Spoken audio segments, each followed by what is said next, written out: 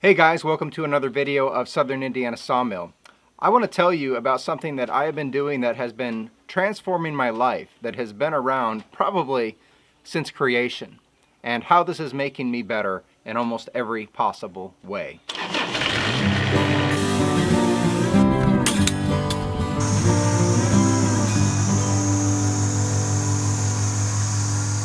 Alright, so I've made my little cheat sheet for myself right here because I have a few things I'd like to say and I want to be intentional about what I'm saying. But here is where I'm currently at in my journey. I'm down about 35 pounds in the last 6 months.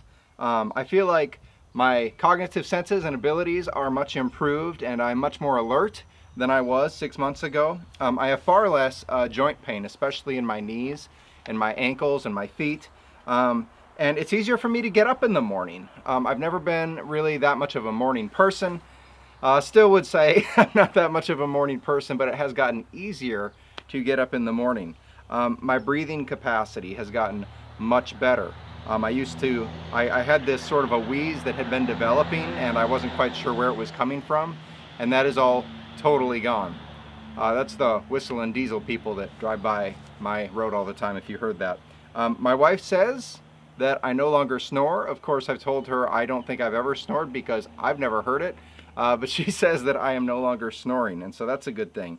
I find myself to be generally less irritable. I am more level emotionally. My mood is more level, and I've always been fairly level when it comes to emotions, but even more so now. It's more controllable, much gentler than what I was a year or so ago. And I'm not really that hungry, and I'm not craving all the time. And so what is it that has caused all of these things to come about? And let me just share that with you. So right now I'm doing something that is called intermittent fasting. And so the way this works is I usually eat 2 meals a day, and I'll explain more specifically in a minute exactly how it is that I'm going about that, what I'm eating, how all of that's happening. Just to be clear, I was never the type of person that thought I'm going to do this to look a certain way or to be attractive to somebody. I mean, the whole time I've been doing this, I've been a married man, have kids. You know, I'm not trying to be on some men's health magazine or be famous for my body or anything like that. Those are pretty vain pursuits, honestly. But my goal now is different, and I hope that it's more fulfilling than it has been in the past. And so I guess one day I just kind of woke up and I said, I just feel too heavy. I just don't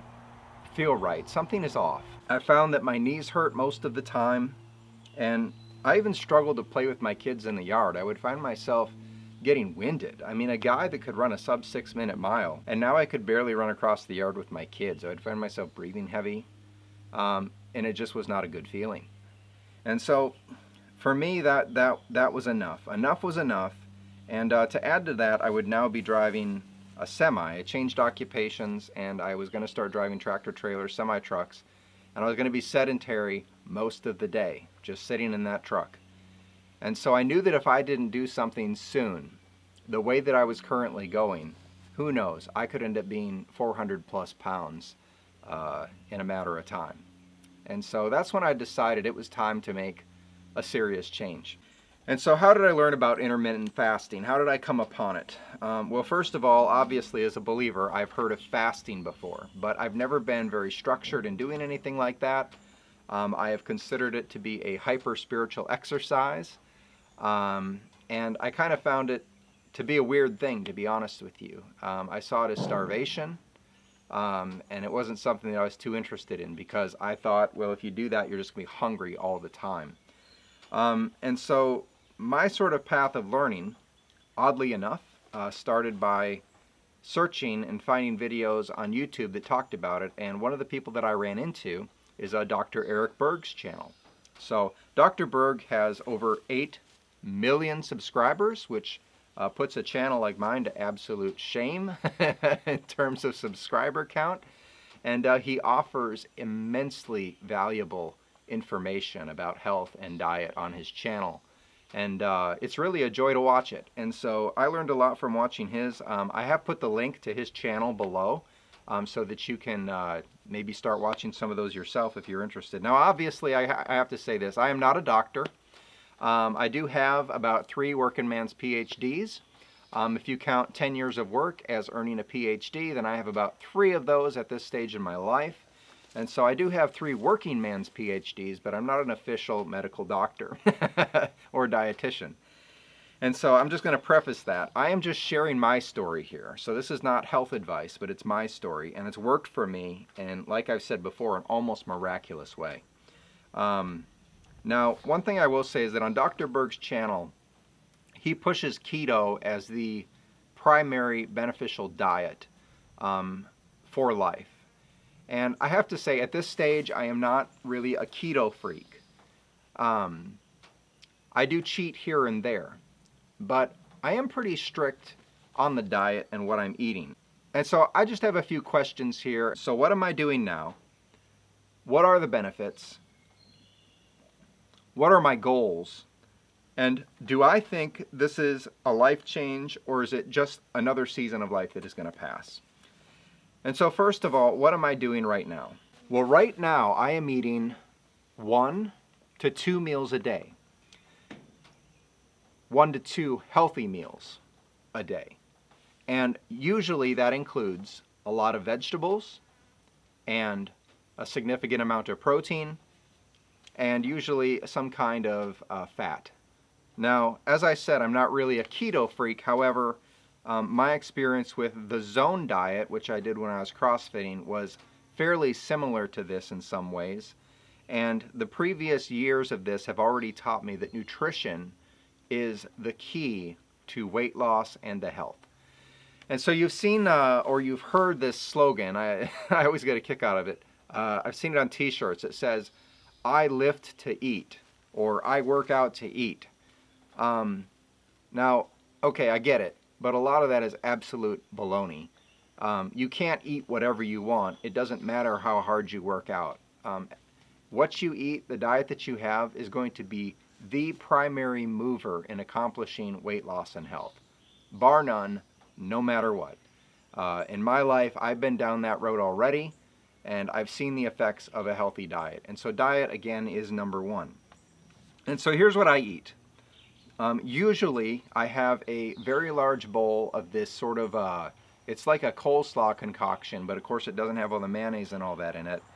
And I have that coleslaw concoction, then I usually have about 3 hard-boiled eggs. And then I'll have a little cheese or something like that with it.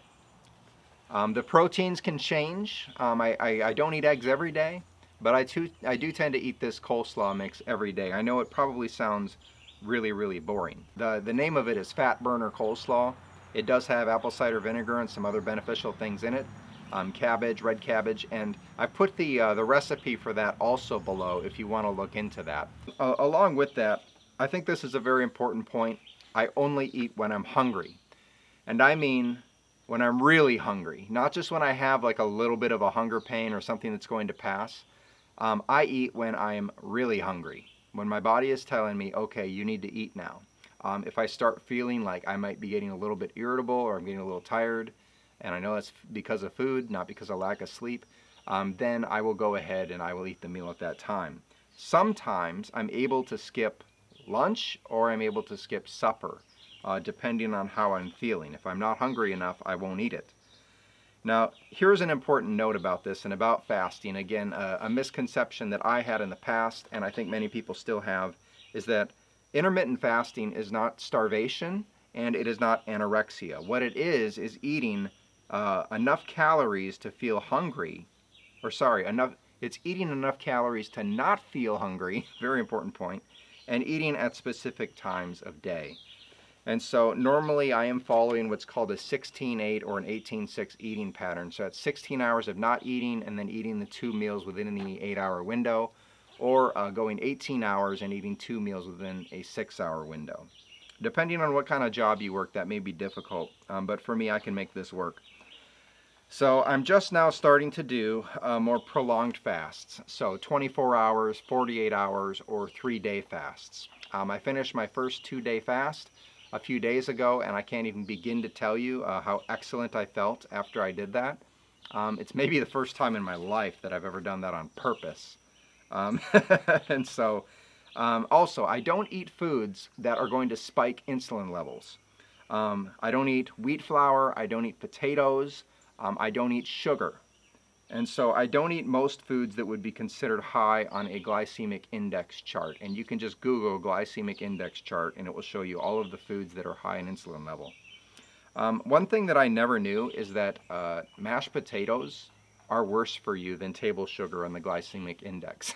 And I love French fries and mashed potatoes and chips and all of that. And so that was something that I did have to sacrifice and learn not to eat on a regular basis. Now, I will say this. Again, I said I'm not a keto freak. I do allow cheat meals. Usually I will have one cheat meal a week, okay? Now, this is not going into full-blown hedonism. It's not going completely off the deep end. It's just eating something that I normally wouldn't eat on this prescribed kind of a diet. The other week, for example, I had some Five Guys burgers and fries. I had just a delicious, wonderful burger and some delicious, extraordinary fries, and went out with the family, and we were having celebrating something, and it was just wonderful. And oddly enough, it didn't really have an effect on me. I actually lost weight after eating that meal, and I think the reason for that is because it's not a regular and prolonged break in the pattern of intermittent fasting. I still did not eat for 18 hours after I had the Five Guys, and so my body still continued to burn even though I had that excess carbohydrate and sugar in my body. I also did not have a soda with Five Guys, so there is that. Now, if you look at intermittent fasting, you will soon discover that what you are trying to do is to get your body into this state where you're using your own energy, that is your own fat cells, for fuel in your body. And this is a much healthier and much cleaner type of burn than what you're going to get off of foods that are carbohydrate or sugar dense. Look at it this way. All right, so the other question I asked is, what are my final goals? Now, do I have final goals? Well, believe it or not, this is actually kind of a difficult question for me to try to answer, because I have kind of a self-defeating personality, I guess you could say, when it comes to things like this. So if the goals are too specific, I have a hard time reaching them. If I say, for example, I'm going to be this weight on a Wednesday, and then I'm not that weight, I have a tendency to get to a point where I'm saying to myself, I'm kind of down now because I didn't reach that goal. And that's not a good personality characteristic. And so that's something that I have been learning about myself for a long time in my life. I'm still learning it, which is why so many of my videos and my other content focus on not giving up, continuing, going out there and winning, earning, doing, finding success through struggle, finding joy through struggle. And you can also learn that even through something as simple as your daily diet. So instead, I ask myself questions like, how am I feeling today? Not emotionally, like physically, how am I feeling today? What does my body need right now? Do I need more food? Do I maybe need a little bit less? Do I need something to change, healthier, or something a little off? And you know what? It is amazing how sensitive your body becomes to the food that you put in it when you start intermittent fasting, and when your insulin levels change from burning fatty carbs and sugars to burning quality carbs from vegetables and solid protein and things like that. Because your body really does kind of speak to you when you finally reach this healthy state. But, if I had to say there's a goal that I wanted to try to reach, looking back, I would say I really felt my best when I was around 205 pounds. Again, I'm 6'2" now. I've actually shrunk an inch in the last 6 years since I started sawmilling. And so carrying lots of heavy weight regularly has compressed things to some degree. But around 205 is where I was probably my healthiest. And I think it would be hard for me to get a whole lot lower than that, because even though I've still got a little bit of more fat on me than I would definitely like to have, there's muscle under there as well from all the work. And so it would be very hard for me to get probably under 200. The main idea is this: as long as I still feel healthy and I'm still progressing in some way, that's all the goal I'm really going to set for myself. So far I've been doing exceptionally well, and I don't believe in jinxing it or anything like that, but I don't want to get to a point where I'm getting discouraged and quit because of one minor setback like I talked about earlier, or something like that. So I guess as long as I'm still progressing in some form or fashion, health or weight, I'll know that I'm doing a good job. And that is probably the only kind of progressivism that I actually like. So that'll probably be the only time you hear me say that I'm progressive in any way. Also, I would like to get back to weightlifting in some capacity. Not like bodybuilding, not like strongman, not even necessarily CrossFit or anything like that, but I would like to get into lifting a little bit more. Believe it or not, I've lost 35 pounds without doing any exercise whatsoever. And so if I start doing some of that with it 2-3 times a week, that is going to put everything into overdrive. And probably within a couple months, I'm going to be right at my goals where kind of I would like to be. And so I would like to reach a point again. I have not done a maximum lift on anything in over 3 years. And so it would take me some time to build back up and see what one max lift would be. But if I could get back to a basic 400-pound deadlift, I would be extremely happy with that. If I could get healthy enough to where I could run a sub 6-minute mile again, I would be ecstatic with that. I actually found out I was a pretty decent runner when I was doing CrossFit and all of that before, and I had never ran in my life before that. And so being 6'2" and having really long legs and stuff, that helps with the running. But I think those would be good goals to try to set like that. All right, last question of self-examination for me. Things you might want to ask yourself too if you're considering this. Is this going to be a lifelong change, or is this just a season that is going to pass? Am I going to accomplish my goals and say, okay, I did it, and then go back to what I was doing before? Now, a lot of people might say, oh yeah, this is lifelong, I'm going to do this forever. But for me, I got to tell you, that really is a question I have to think about, because knowing from the past that that I have the capacity to backslide into going back like I was before, I have to really be careful to make sure that something like that doesn't happen. So it's definitely not an impossibility that could happen. But I can tell you this, I don't want to go back to where I was before. I feel so much better, feel healthier, all the benefits that I listed before. But there is one benefit that outweighs them all, and it's something that I never anticipated. And so if you've held on to the video this long, I appreciate that. I'm going to get into something that is a little deeper now than what I've been talking about, and that is the spiritual reason for doing this. Now, I did not get into any of this for any kind of a spiritual reason. Like I said in the past, I often looked at fasting as a good thing, but something that people would do to show off as sort of a hyper-spiritual thing. Again, the Bible says when you fast, do not do it looking like all down and depressed. Instead, make yourself look happy and light. Oil your face, make yourself look healthy so that people don't know you're doing it. So do it in secret, and that's the sort of thing that God the Father actually acknowledges. Oftentimes in the Bible, fasting is seen as a healthy spiritual discipline. And it's seen as a means of really helping your supplication with God, and it's also seen as the initiator of repentance. And so, besides all of the spiritual things that are going on when a person fasts, if they are fasting intentionally for those reasons, I believe God has designed our bodies in such a way, and I will say that our bodies were designed. It's not some sort of cosmic accident of a bunch of cells that decided to get together one day. This is on purpose. And I believe that as God has created everything with purpose, He has also created a certain diet and fasting for a purpose as well. And so even if you're not doing this for a spiritual reason, the truth that is embedded in the creation of the universe will work itself out in some capacity on some kind of a spiritual level, even whether you realize that is spiritual or not.